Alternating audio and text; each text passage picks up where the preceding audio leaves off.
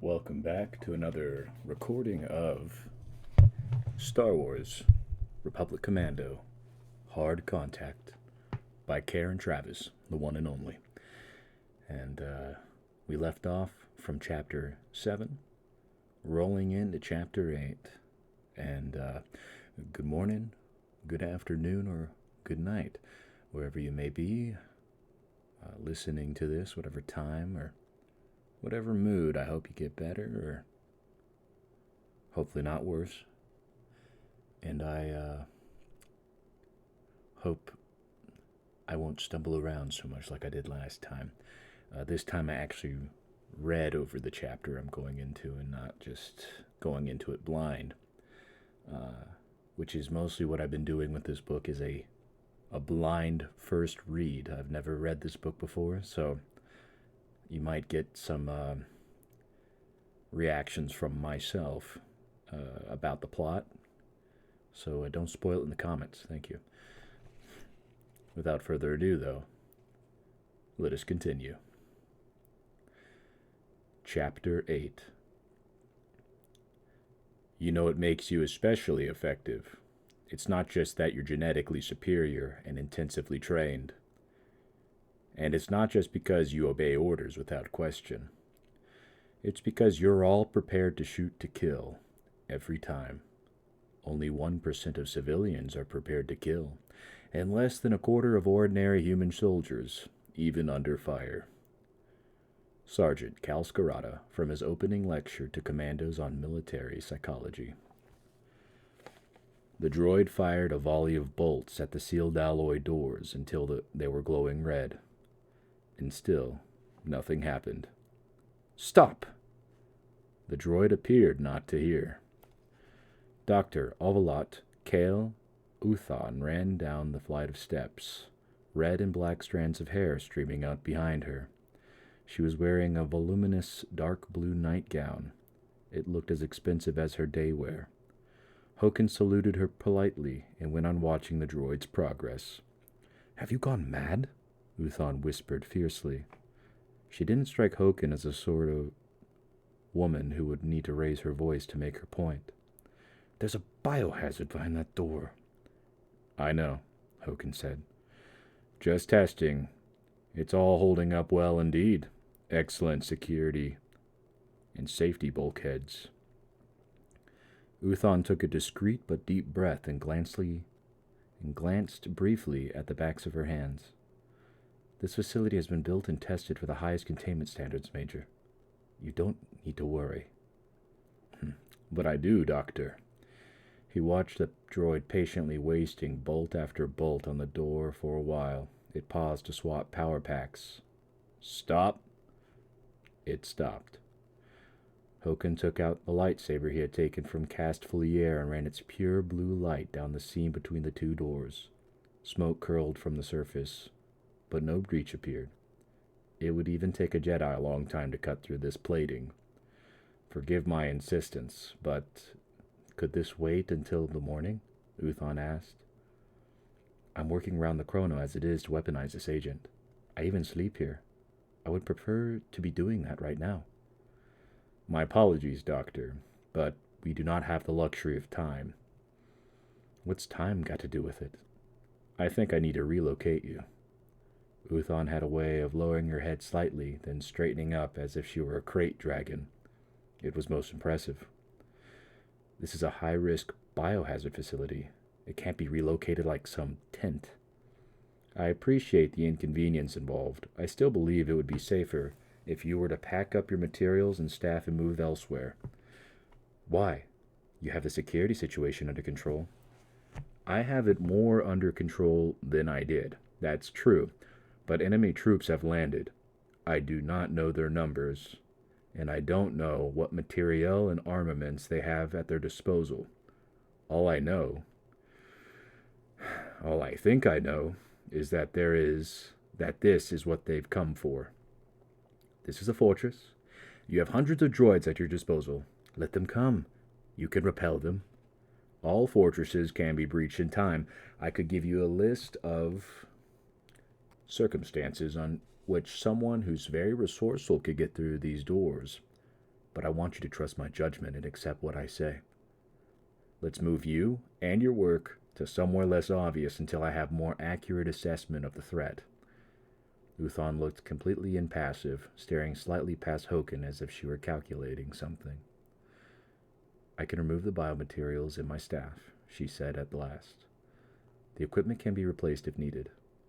I won't be able to continue working without a safe laboratory environment, of course, but if you believe the project is at risk, then idle time is a better option than wasting 3 months' work.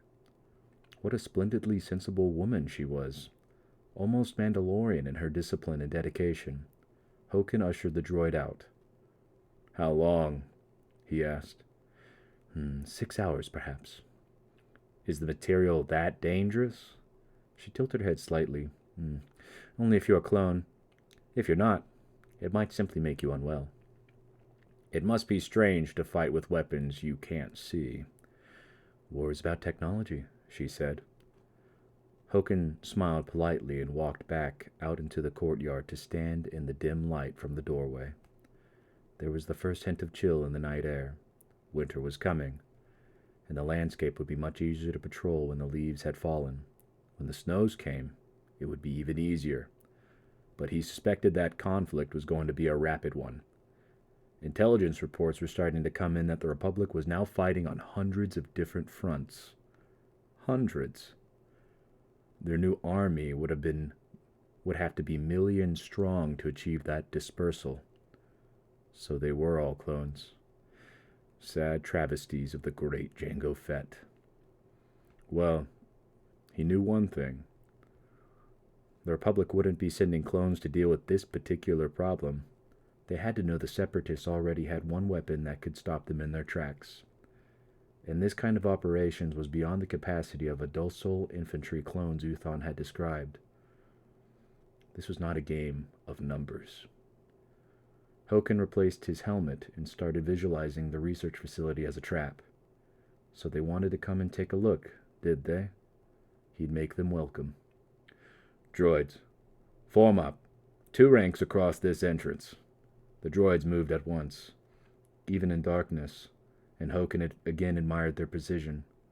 Now they were a road sign pointing the way to the target, confirming what Republic thought it knew. But they'd be wrong. They'd be sending their best men to a decoy. War is about technology. No, Hokan said aloud. The droid snapped to attention. War isn't even about firepower. He tapped his temple. It's about applying your brains. Then he touched his chest. And it's about courage. He didn't expect the droids to understand that.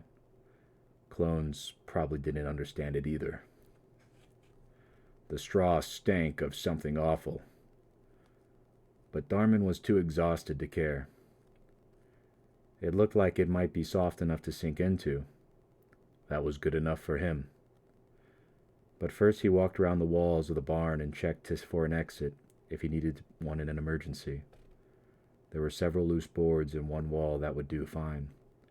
The rickety building looked as if it could actually be 1, 2, 3, stop, stop, stop. 1, 2, 3, stop, stop, stop. 3, 2, 1, 3, 2, 1. Resume. But first he walked around the walls of the barn and checked for an exit if he needed one in an emergency. There were several loose boards in one wall that would do fine. The rickety building looked as if it could actually punch an escape hole through any fragile plank he chose. Reassured, he dropped everything he was carrying and tried to sit on the bales. But it turned into more of an uncontrolled slump. He didn't even take off his helmet.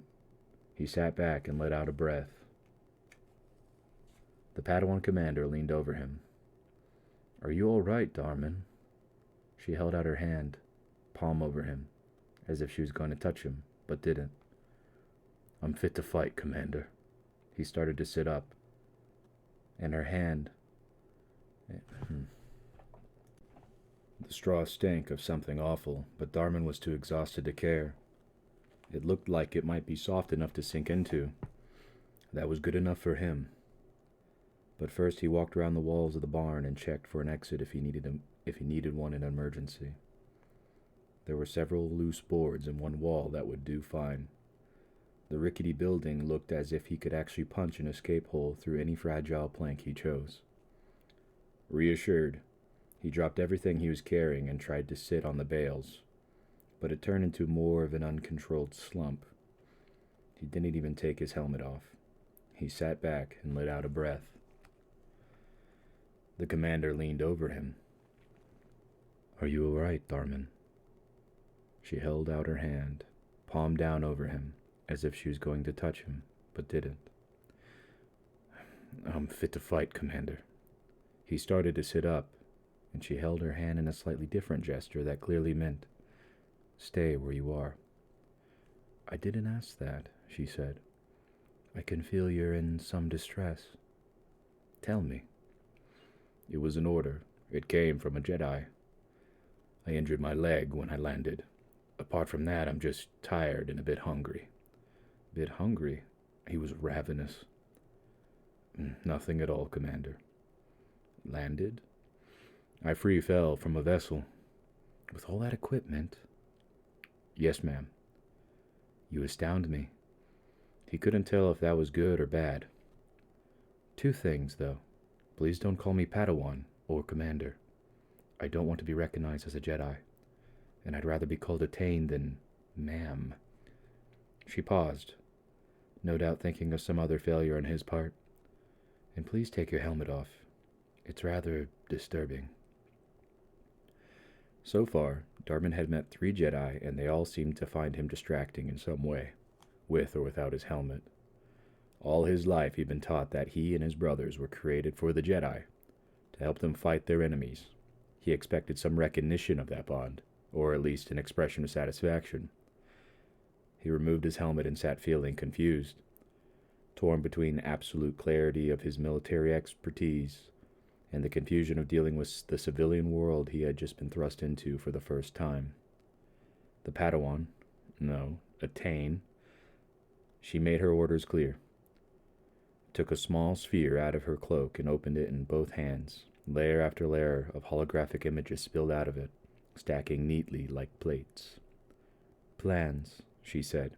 Her voice had changed completely. She radiated relief. "Plans of all the Separatist and Nemodian buildings in this region. Floor plans, utility layouts, wiring diagrams, drainage, ducts, specifics on materials used, every detail of how the contractors built them. This is what you need, isn't it? What you're looking for?" Darman wasn't tired anymore. He reached out and broke the beam of the projection, flipping a plan vertically so he could read it.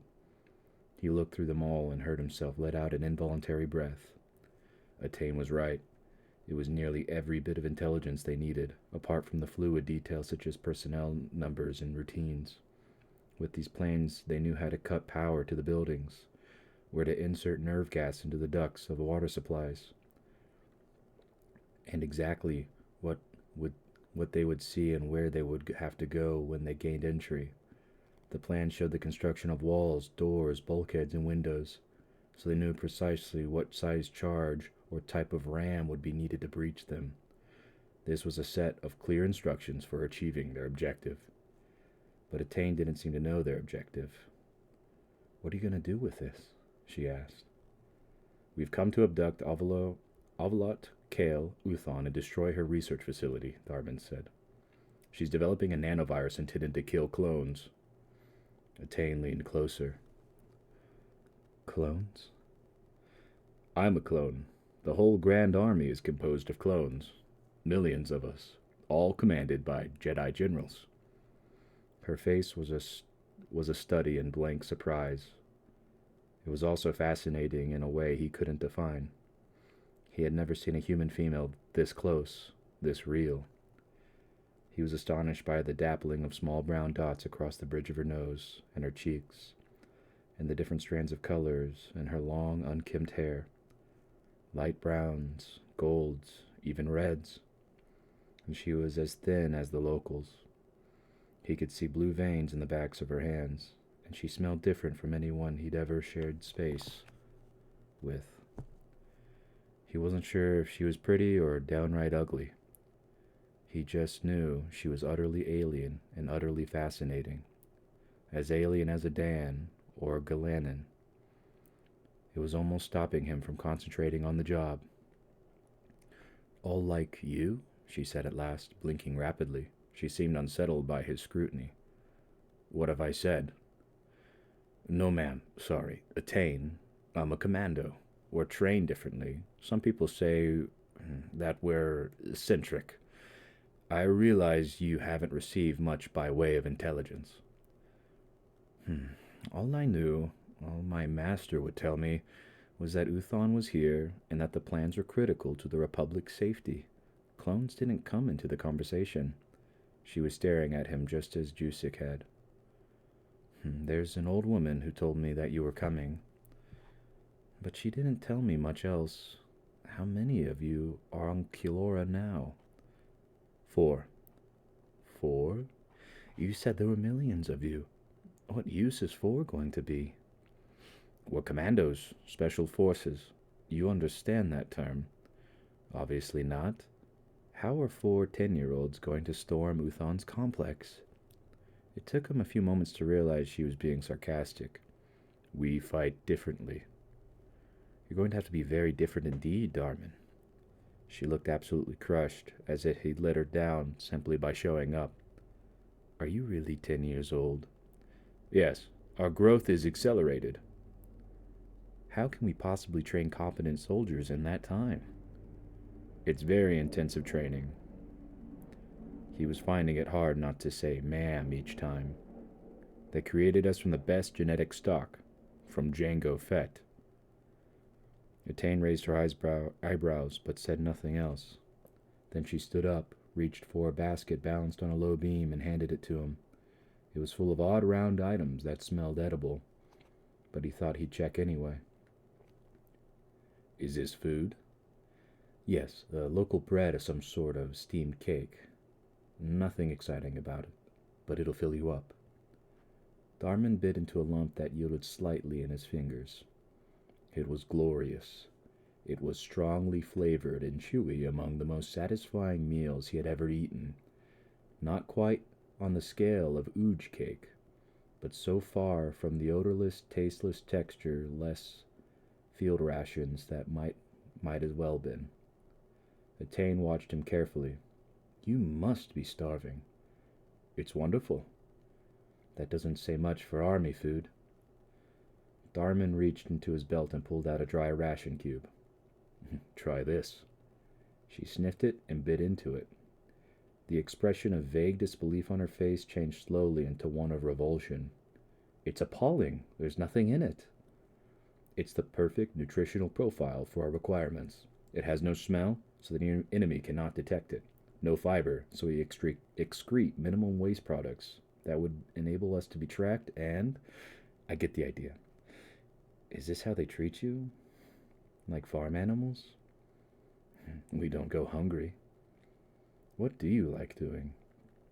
He didn't really know the answer she was after. I'm a good shot. I like the DC-7. I meant in your free time. Do you get free time? We study. No family, of course, she said. Well, yes, I got squad brothers.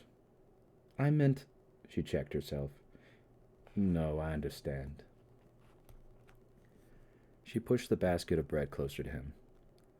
My life hasn't been that much different from yours, except the food was better. Go on. You can finish the whole lot if you want. And he did. He tried not to watch while Etain wrung water from her robe and shook out her boots. She made him feel uncomfortable, but he didn't know why, apart from the fact that she wasn't quite the Jedi commander he had been so thoroughly trained to expect. The only females he could recall were Kaminoan medical technicians whose quietly impersonal tones intimidated him more than yelling drill sergeant.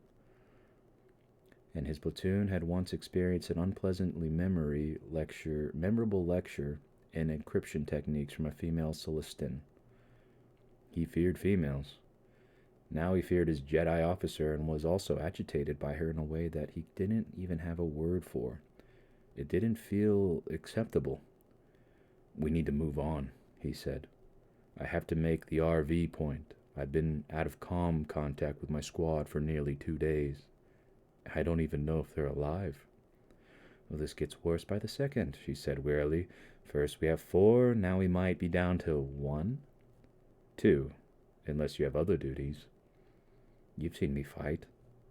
"You're a Jedi, a commander." "That's a title, not an assessment of my ability. I'm not exactly the best of the best." "Well, you must be. I know what Jedi can do. Nobody can defeat you as long as you have the Force."